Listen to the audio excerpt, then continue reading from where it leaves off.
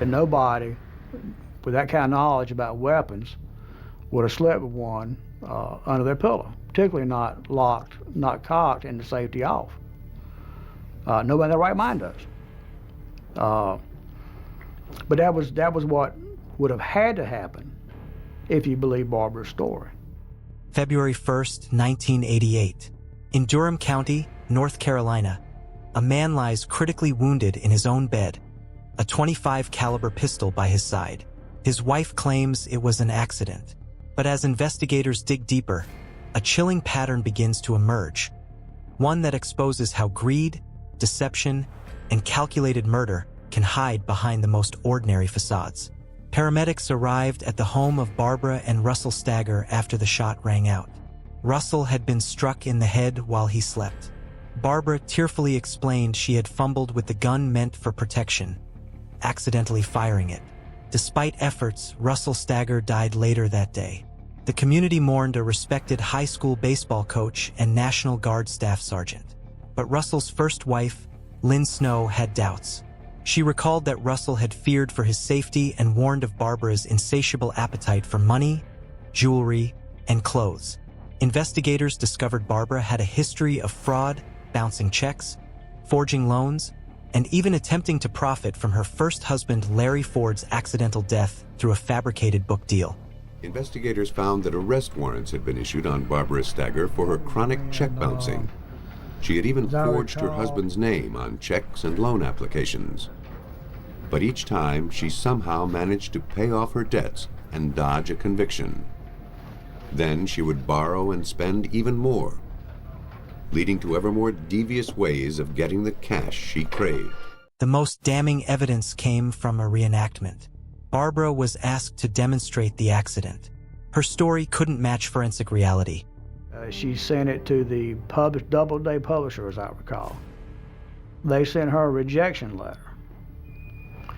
But then she took the logo off of the rejection letter and taped it onto a sheet of paper and typed out an acceptance letter where she was going to get, I think, maybe $25,000 advance on the book.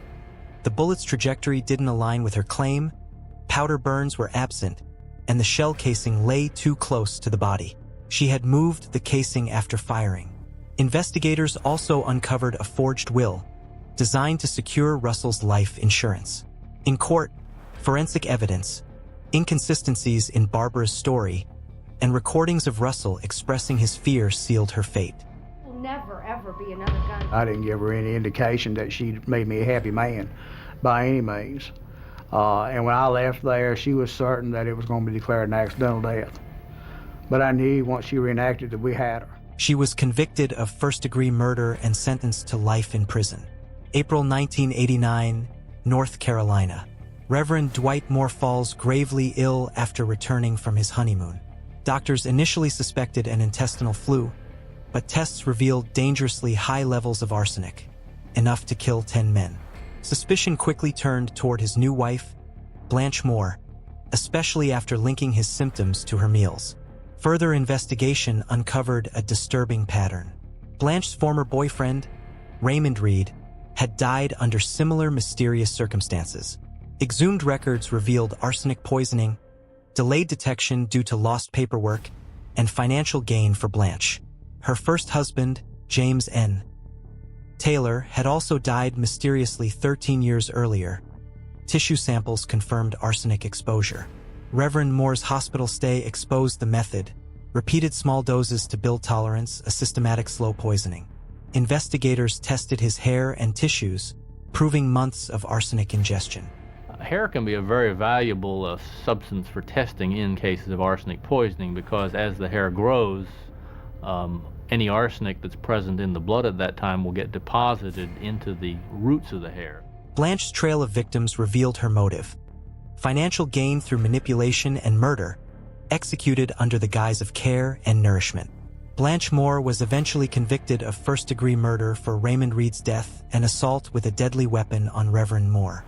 She was sentenced to death, her pattern of poisoning finally exposed. January 21, 1992, Kingston, North Carolina. Billy White, a life insurance salesman, is found shot next to his van on a dirt road. Initial appearances suggested robbery, but the investigation soon pointed to something far more sinister. Police discovered that Sylvia White, Billy's wife, she got him to put her into his will during the time that he was in the hospital being poisoned. She was almost destitute financially until Mr. Reed died. had hired a man named Linwood Taylor to kill him. Taylor, along with his uncle Ernest Baudon, had carried out the murder, ambushing Billy on the road. Tire tracks, recovered shell casings, and witness testimony confirmed their involvement. Well, the major trail that arsenic leaves is that it doesn't go away. Arsenic binds to the tissues. It's a heavy, described as a heavy metal. It's an element. It's sort of the ideal thing to have to go look for because it will be there. Taylor had also received partial payment traced back to Sylvia. Evidence linking Sylvia to the crime grew stronger when agents discovered her research on poisonous plants at the library. Pages on water hemlock and poison hemlock had been removed, and a palm print on the book matched hers. The forensic and circumstantial evidence, combined with the confessions of Taylor and Baudon, tied Sylvia White directly to the murder of her husband. Further investigation suggested that she had a history of using poison to achieve her ends. 10 years earlier, the death of her stepson had been deemed an accident, but new examination revealed prior injuries consistent with foul play. Sylvia's careful orchestration, hiring assassins and manipulating evidence, exposed a cold, calculated killer behind the grieving widow facade. These cases expose a shocking truth. Women can commit murder with the same calculated brutality as men, often hidden by societal assumptions. Barbara Stagger pulled the trigger herself, motivated by greed. Blanche Moore used poison to systematically eliminate her partners for financial gain. Sylvia White manipulated others to do her killing for her. Each investigation highlights the meticulous work of forensic science, bullet trajectories, shell casing placement, hair and tissue analysis, and fingerprints, proving that even the most carefully concealed crimes leave a trace. He said he had known Sylvia White for about a year, and that during that time she had told him stories of her husband's poor treatment. He had abused her and things of that nature. Mr. Taylor said he developed a lot of sympathy for Miss Sylvia White, but at this time when we interviewed him, he said a lot of the stories or scenarios she had given him, he didn't believe any longer. While some killers attempt to hide behind kindness or grief, evidence and vigilance reveal the truth. In the end, these women were held accountable. Barbara Stagger received life in prison. Blanche Moore was sentenced to death, and Sylvia White's manipulations were exposed, ensuring justice for her victims. The stories remain a stark reminder that motive, opportunity, and forensic evidence are the keys to unraveling the most deceptive of crimes.